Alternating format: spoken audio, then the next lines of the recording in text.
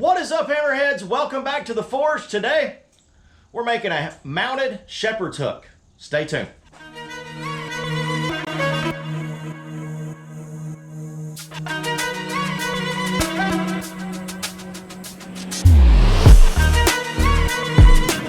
All right, guys, we're starting out with about a 3-foot long piece, 3/8 flat or round bar. Now, you can make this out of 1/2 inch. It looks very well. I'm going with 3/8. I didn't want it to be super gaudy on the wall. Right, I'm just flattening out where we're going to be mounting this to the wall. And I'm going to go about, I don't know, almost a foot, now about 8-9 inches of flattening, because I want to be able to mount it in multiple spots.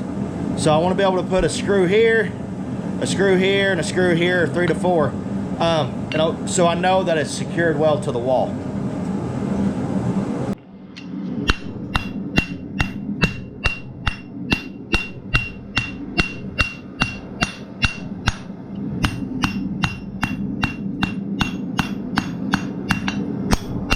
Guys, I'm not drawing this out. I'm just flattening it and making sure everything is staying pretty much square. Now, you can go as elaborate as you want to with this. You can draw this out, make it into all kinds of different leaf patterns and bends and twists and everything, but I wanted to go simple with this one because I didn't want to take away from the dinner bell, because that's the star of the show. But you can go as elaborate as you want to. Let's see where we're at on this, guys.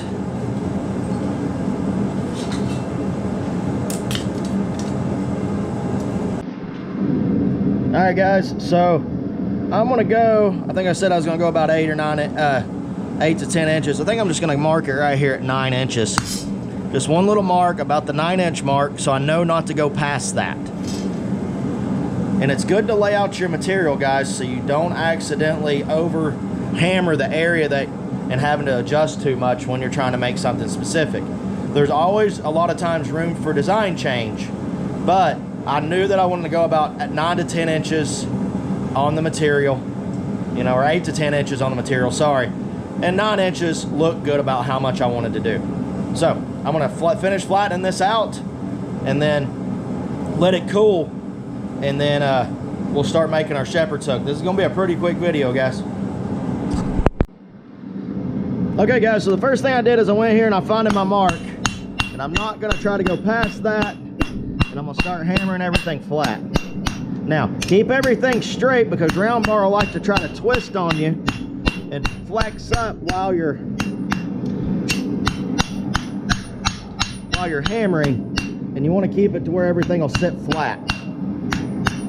Now, as you can see, it tapers here. It's not just a very abrupt bend. I like a taper more than I like a hard transition from point A to point B on a lot of things.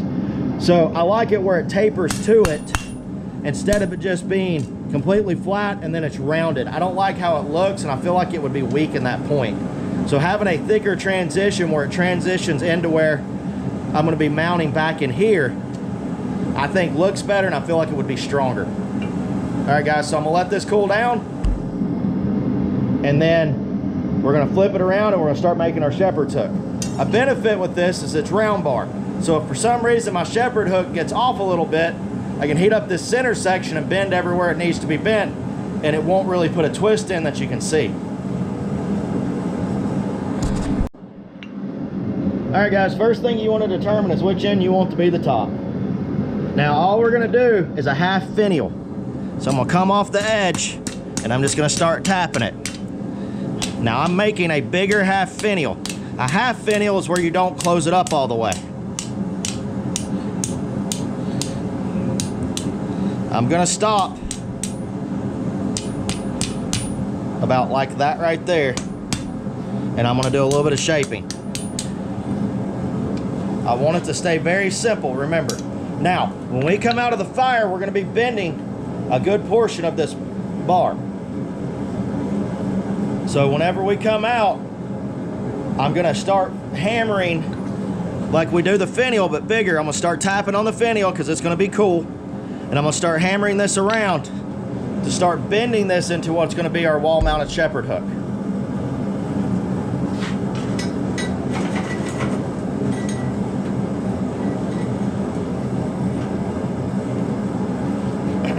These are a lot easier to make if you make a jig, and if you're planning on making a bunch of them, go ahead and get your basic shape and make you a jig like this right here. It goes inside a vise. You have your mount here where you'll hook in your eye for your shepherd's hook, or what would be your half finial, and then you'll heat it up and bend it around. And if you're doing bigger shepherd hook, you're just gonna make a bigger one of these. And it makes it 1,000 times easier, especially if you're mass producing them. All right, guys, so I'm going over the edge and I'm just slightly tapping. I'm getting this bent. Now, I got one heat to do this, okay? Over here on the horn.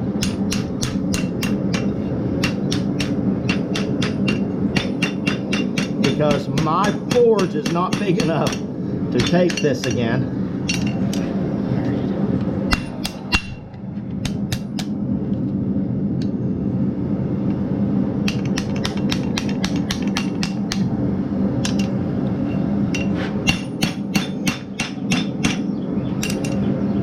Now, I know it looks ugly, guys, but I promise it will turn into what it needs to turn into.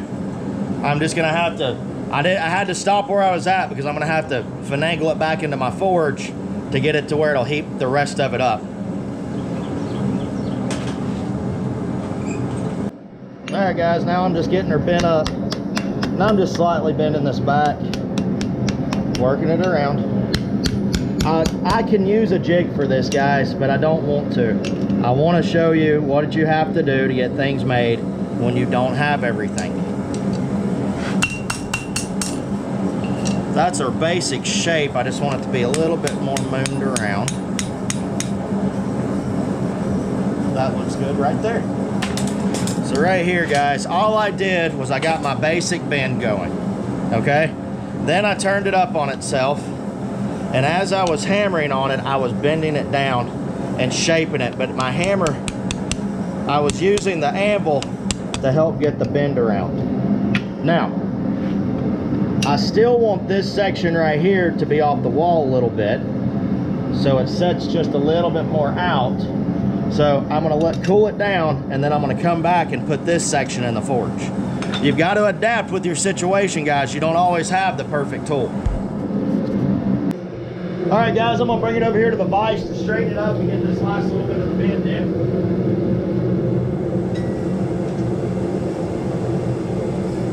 It got a little crooked on me, as I said would happen. So I'm gonna clamp it here, straighten it, and just get that last little bit of that shepherd hook bend in. Now, that looks pretty straight right there, guys. Looks like I got a little bit of a bend right here, but I can straighten that real quick also.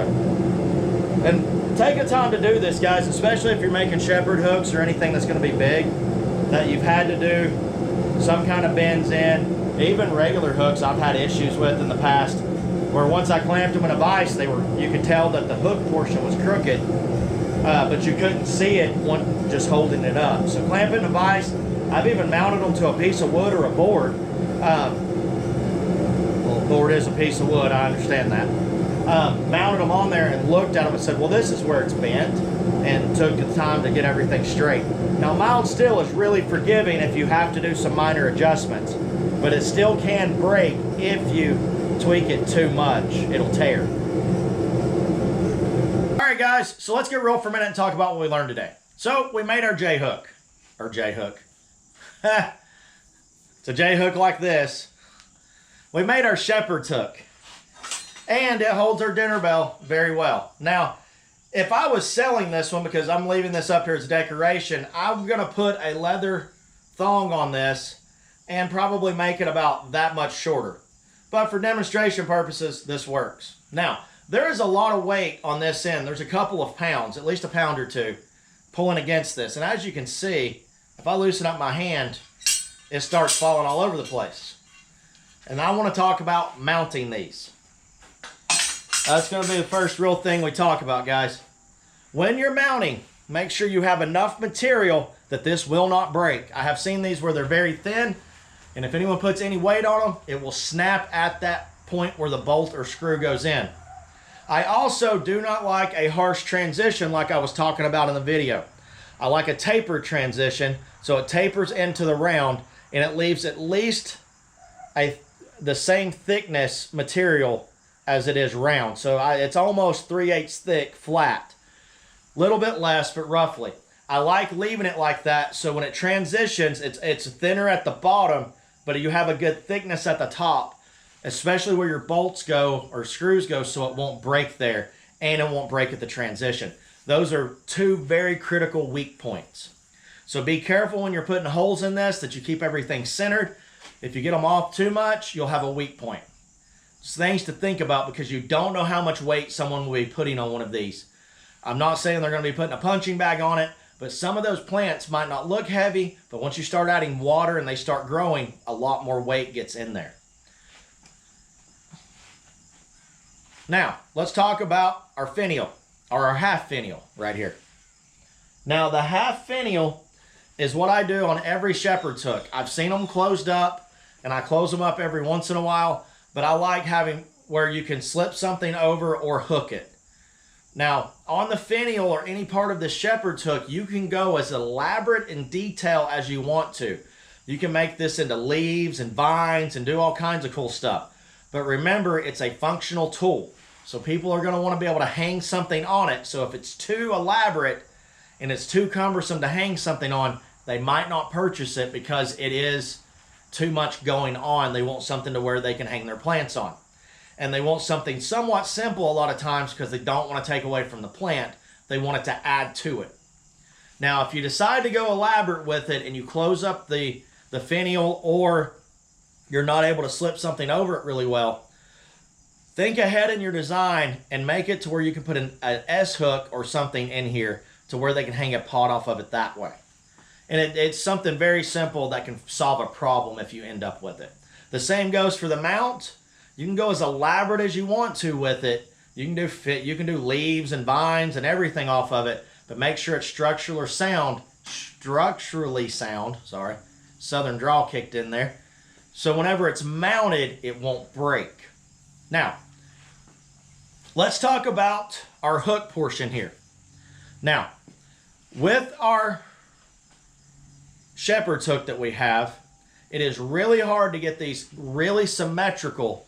One, with the type of forge I have, because it's not long enough to put the whole piece in. But two, you're doing it by hand.